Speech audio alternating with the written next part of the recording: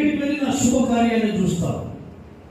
నీ ఉద్యోగంలో శుభకార్యాన్ని చూస్తావు, నీ చేతి పనిలో శుభకార్యాన్ని చూస్తావు, నీ ప్రయాణంలో శుభకార్యాన్ని చూస్తావు. ప్రతి చోట నువ్వు ఎక్కడికి వెళ్ళినా దేవుడు బలపరిస్తే శుభకార్యాలే నీకంత శుభమే జరుగును గాక. చప్పట్లు కొట్టండి.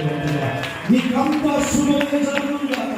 ఎక్కడికి వెళ్ళినా నీ ఉద్యోగంలో శుభమే జరుగుతుంది, నీ పనుల్లో శుభమే జరుగుతుంది, నీ ఇరుగు పొరుగు వారి మధ్య శుభమే జరుగుతుంది. ఇది దానియేలు జీవితంలో దేవుడు చేస్తాడు. ఒకనొక సందర్భంలో దానియేలు దేవుని దర్శనాన్ని చూసి, ఆయన మహిమను చూసి, ఆయన సింహాసనం చూసి ఒక్కసారిగా కుప్పకూలిపోయాడు, బలహీనమైపోయాడు. అప్పుడు దేవదూత వచ్చి, దానియేలు నువ్వు బహుప్రియుడవయ్యా, నువ్వు ఎందుకు భయపడుతున్నావు?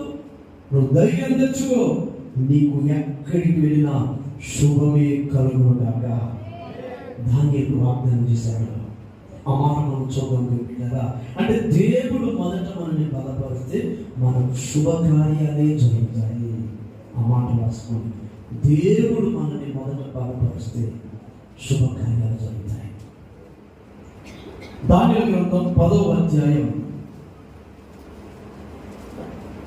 16 నుంచి ఒకసారి చూద్దాం. 16 నుంచి. అప్పుడు నరస్వరూపియగు ఒకడు నేను నోరు తెరిచి నా ఎదుట నిలిచి ఉన్న వారితో ఇట్లంటిని, నా ఏలినవాడా, ఈ దర్శనము వలన నాకు వేదన కలిగినందున నా బలము తొలగిపోయింది. చూసారండి, దానియేలులో ఉన్న బలం, శరీర సంబంధమైన బలం, అది పూర్తిగా తొలగిపోయింది. నా ఏలినవాని దాసుడైన నేను నా ఏలినవాని ఎదుట ఎలాగున మాట్లాడుదును, నా బలము తొలగిపోయేను, నా బలము తొలగిపోయేను, నా బలం పోయింది, నా బలం పోయిందని దానియేలు మాటికి బాధపడుతున్నాడు.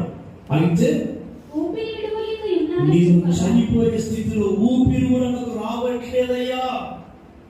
దానియేలు ప్రార్థన చేస్తున్నాడు, ఊపిరి కూడా నేను వదలలేకపోతున్నాను, అంతటి బలహీనుడైపోయాను అని చెప్తూ ఉండగా అతడు మరలా నన్ను ముట్టి, ఆ దేవదూత మరలా దానియేలు యొద్దకు వచ్చి అతన్ని ముట్టి నన్ను బలపరచి, దానియేలును బలపరచి, ఆ మాట మీ బైబిల్ పెట్టు, బలపరచి, నీవు బహుప్రియుడవు, నీవు నాకు ఇష్టమైన ప్రియుడవు కనుక భయపడకుము, నీకు శుభములుగా, ఇక మీదట నీకు శుభమే కలుగును గాక. ఎక్కడికి వెళ్ళినా నీ జీవితంలో దానియేలు శుభమే జరుగుతుంది.